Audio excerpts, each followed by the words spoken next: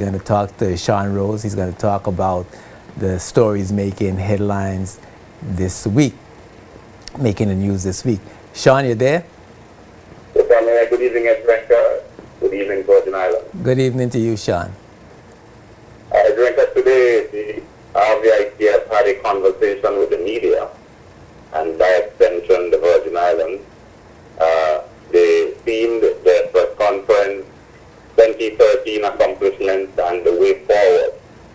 And a number of very important issues were highlighted, including a 14% reduction in the percentage of reported crimes for 2013, according to Commissioner Morris. Some 247 fewer crimes were reported in 2013, and they're seeing this as a major accomplishment for the force and of course in terms of crime fighting in the territory. Now, as you would expect, the press conference touched on several issues, and among them, in relation to the rate of crime in the territory, we saw a rather interesting figure in relation to domestic violence. The Commissioner says there has been a 75% increase in reports of domestic violence cases, and he also indicated that domestic violence makes up 43% of all reported violence, all reported crime. So domestic violence is really playing a major role in determining the rate of crime in the territory. And this is definitely something that sticks out and everyone should take note of. Of course, issues relating to burglaries and that current topic in relation to scooter riding and the death and other injuries associated with poor judgment exercised by persons riding scooters were also addressed. Now, in terms of burglaries, the Commissioner and his team says that there have been pretty much a reduction, more or less, by 30% in the number of burglaries. He says this is trending downwards by some 44% in 2013. By 30% in 2013, and he says that the detection of crimes has increased up from 41% in 2012 to 44% in 2013. So the police is saying that they are doing a better job at detecting crimes and really helping to keep the society safer. In fact, in responding to a question subsequently, he said that the PGI is definitely a safer place today for people to live, work, and visit. And they attribute this success in crime reduction to what factors? Well, primarily, I think they're really crediting their detection, the increase in detection, and they're really crediting themselves for being better at policing in the community. As the Commissioner points out, though they are limited in terms of manpower, they have been able to really reach into some of the hot areas and help to reduce incidents of crime in some cases, and also not just to detect, but also to arrest crime and to really track down the perpetrators and bring them to justice. Improvement in technology?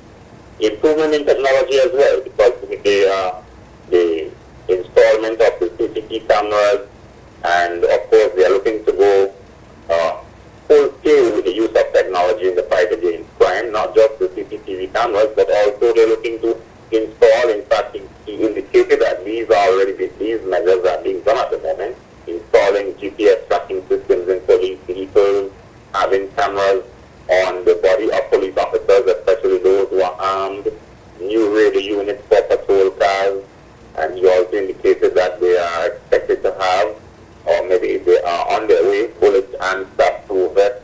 They are also looking at installing mobile computers in the operational vehicles and so forth. So they're really looking to improve their use of technology in the fight against crime. And collectively speaking, based on what the Commissioner and his management team said today, they are putting a dent in crime. They're attributing the increase in reporting of domestic violence to any particular factors?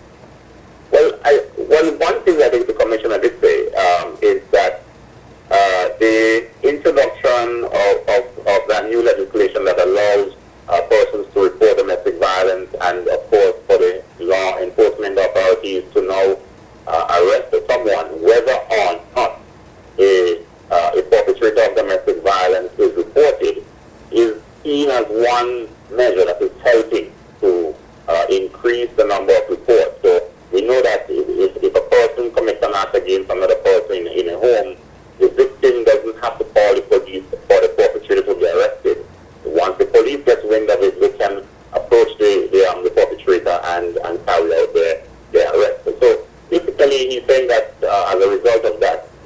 people are much more confident as well to report incidents of domestic violence, whether they be observers or the victims themselves. Were they able to tell whether the incidents of domestic violence were increasing, or is just the reporting was increasing?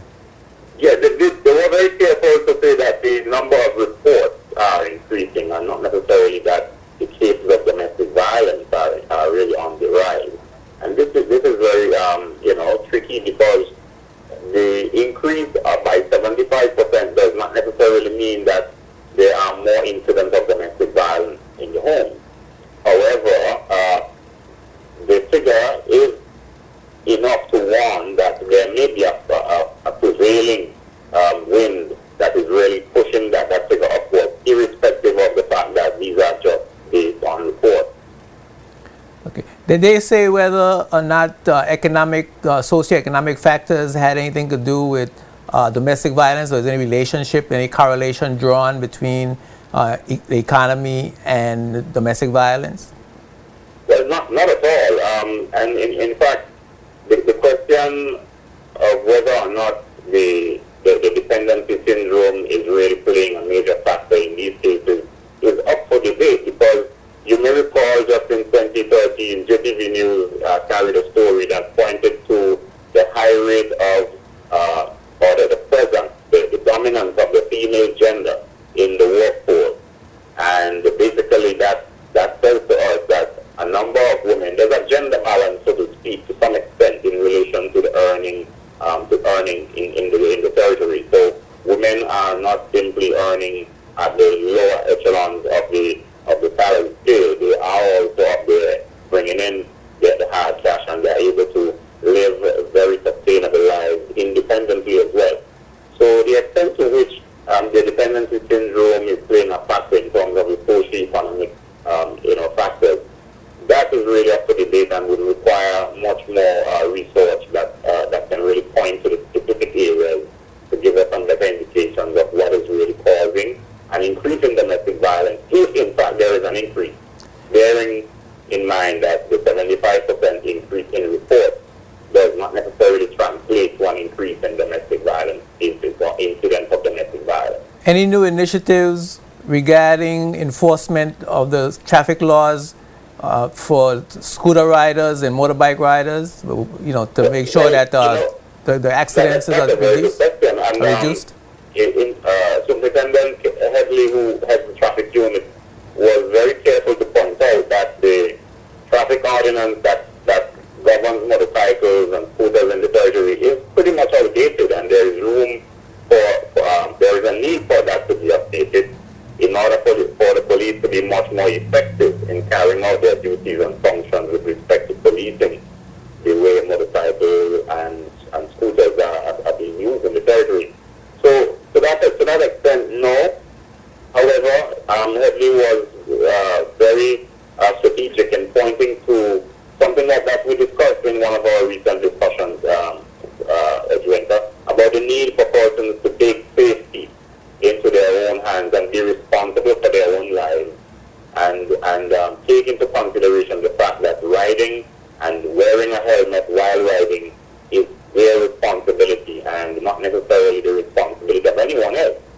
But he also called again for the entire community to support the police in helping to reach these young riders who he says are primarily under age 25, in terms of those who have really suffered the casualties and those who have suffered injuries and so forth. He's saying that for the most part they are under age 25, and these youngsters, they need to be guided by the seniors in the society. So he's calling for a collaborative approach as opposed to simply relying on the enforcement aspect of it. Because he pointed out that some 517 complaints in 2013 were filed by the police, and 317 of them were disposed, over 300 disposed in the law court. So with these kind of figures, in addition to that, we are seeing 1,240 accidents, with 38 involving motorbikes alone. And the figures are really mind-boggling, taking into consideration that there are only 15,000 vehicles in the BVI. So again, a point that you raised last week about the need